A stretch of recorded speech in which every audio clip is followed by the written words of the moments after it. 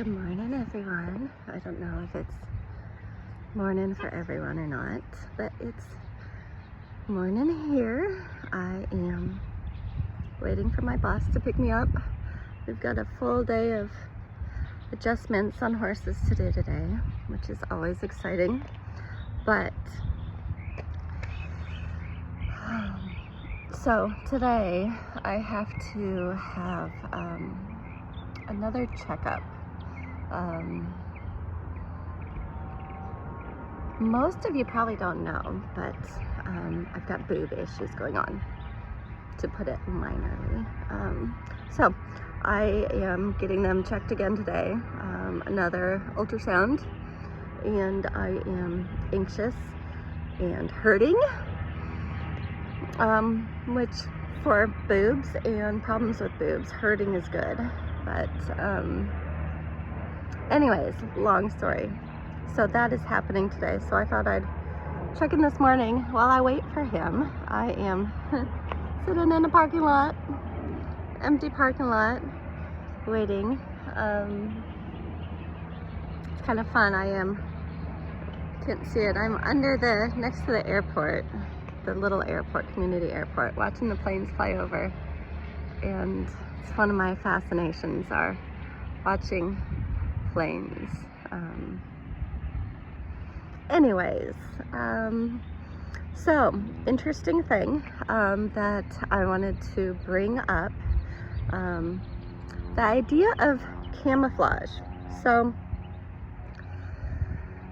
in different situations, different people need to act differently, right? So you put on your boss hat, you put on your worker hats, you put on your assistant hats, whatever hat you need to put on for the day or the hour. And you act in a certain way. Sometimes clothes make a difference. Oh, there goes another one. It's just so lovely. So sometimes clothes make a difference, but back in the day, so I'm of that generation that 80s are my decade, so that might age me a bit. Women were more, let's do what we're supposed to do, and then there's a big push for women to speak up, post my generation. So when I was growing up, I was the youngest child.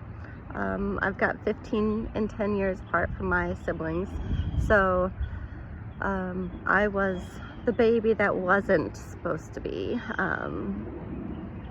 And out of sight, out of mind, speak when you're spoken to. So I learned really early on not to talk much and to, be in the background but not be noticed, and do what I needed to do to not be noticed. But I also found a niche of playing with kids and helping with grandkids and siblings' kids, and that was my way of being a part of the family and having a purpose. By taking the kids, so the adults could talk. I was at a dinner party up north, and this was a while ago, and I found myself going into that role again. So all the guys were sitting around eating, and I cleared the dishes, and I scrubbed the dishes, and I put them away, and then I went and tended to my daughter and let the men talk. And I don't know if I should be bothered that I keep on falling into that role instead of staying and talking. But that is my camouflage. So I put that on so I'm not noticed, and so I'm not in the forefront of conversation because I was never asked to be. But there's a lot of people now, and I'm seeing that overly give voice and overly give opinions, and it's hard for me to think about doing that. And I wanted to know your thoughts. Do most people want to blend in and not be noticed, or do they want to be noticed? So I know that when I'm in my hunt kit and I stop at the gas station, I get noticed. And of course, you know, woman in tight pants and tall boots and, you know, nice outfit, you're going to get noticed. But when I'm in, you know, my work scrubs, I don't get noticed. And I prefer that. I prefer just, you know, not being seen.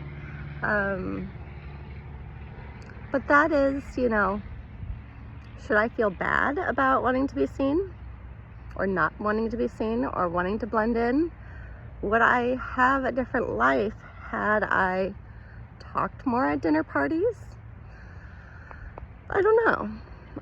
Camouflage, blending in and fitting to what you need to fit into. And again, in my line of work,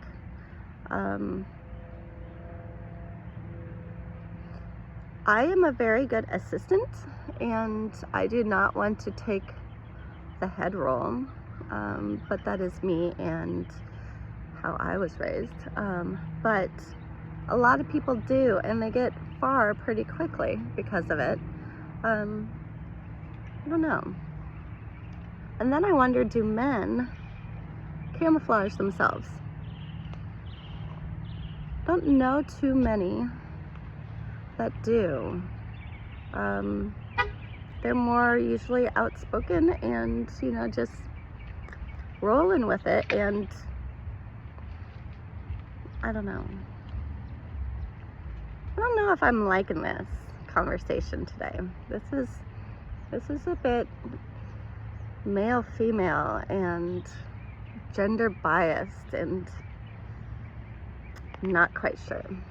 But the point is, do I have a point? I don't know if I have a point. I might not have a point.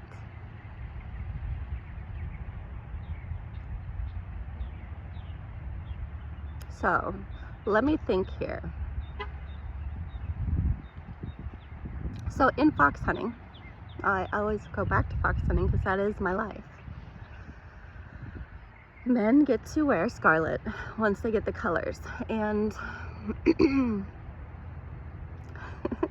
so I'm going to say this now, and this is just my opinion. I don't represent anyone, anything. It's just me, okay?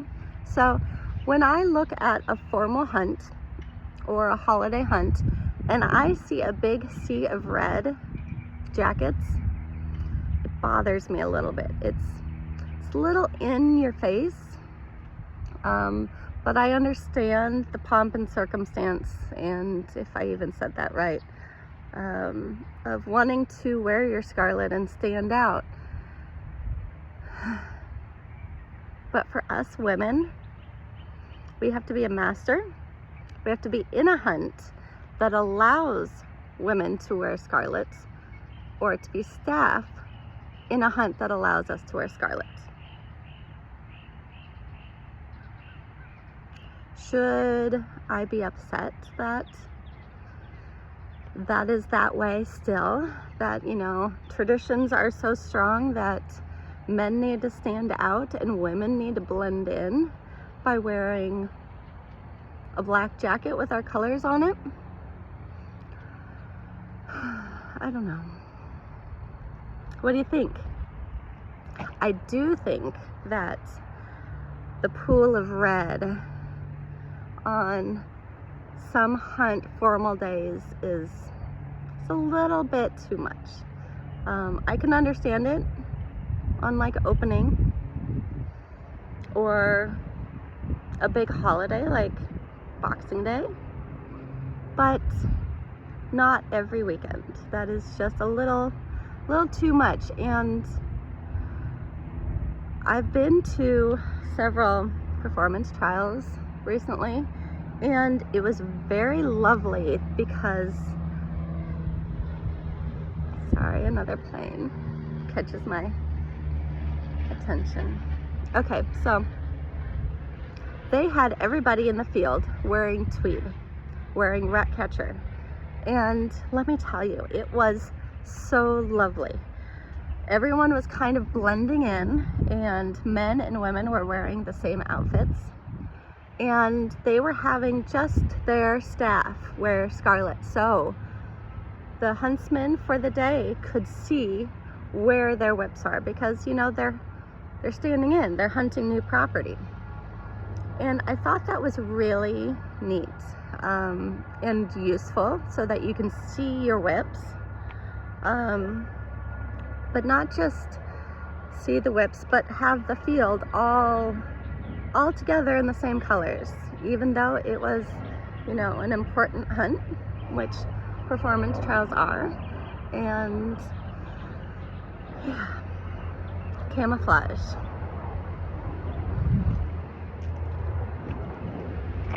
Yeah. There is a jet plane of some sort. Oh, there it is. I found it. It's like one of those military planes. I don't know if you can hear it. That little one is circling. But the jet plane makes a lot of noise when it takes off. I don't know if you can still hear me or not. Okay, so I am going to leave you with that today. Or I might not post this. I'm not sure yet. We'll see. So, let me know your thoughts. The main things are, of course, the camouflage. Blending in, standing out, being loud, stating your opinion, or saving your opinion for people that actually care about your opinion.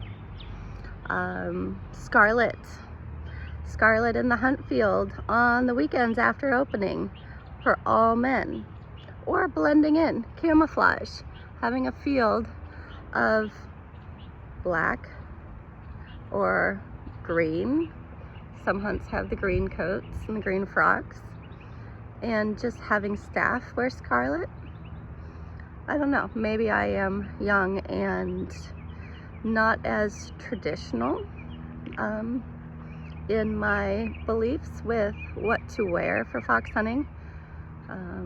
I am a strong proponent of certified helmets in the hunt field, and my kids all wear vests of some sort, air vests, race vests, and my clients do too, because there's just, it's not worth dying over, even though some people say it would be a great death to die in the hunt field, which it would be if you know, died quickly and didn't linger and be paralyzed for 30 years and not being able to ever ride again.